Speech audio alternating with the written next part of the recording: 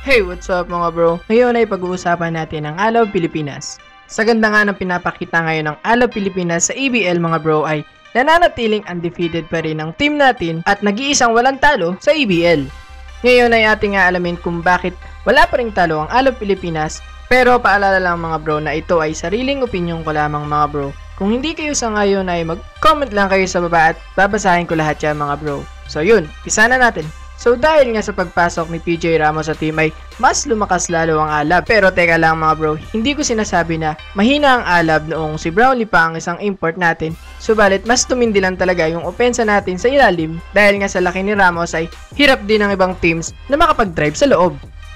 Si PJ Ramos nga mga bro ay nag-average ngayon ng 19 points per game, 12 rebounds per game at 4 assists per game. Kung sa scoring lang naman ay siguradong mas lamang nga talaga si Brownlee. Pero kahit sa laki ni Ramos mga bro ay tumitira din ito ng 3 points na nagiging problema ng ibang teams na nakakalaban ng Alab. Isipin nyo mga bro, isang 7-footer na may outside shooting mga bro. Kaya isa sa mga dahilan kaya maganda ang umpisa ng Alab ay itong si PJ Ramos mga bro. Sumunod naman syempre, nag-iisa, Renaldo Baltman.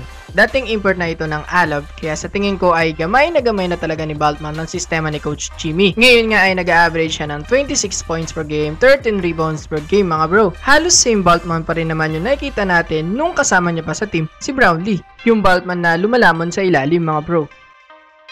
At tulad ni Baltman ay gamay na rin ni Ray Parks itong sistema ni Coach Jimmy. Nag-average nga siya ngayon ng 13 points per game at matatandaan nga din natin mga bro na si Bobby Ray Parks nga ang naging local MVP noong last season ng ABL.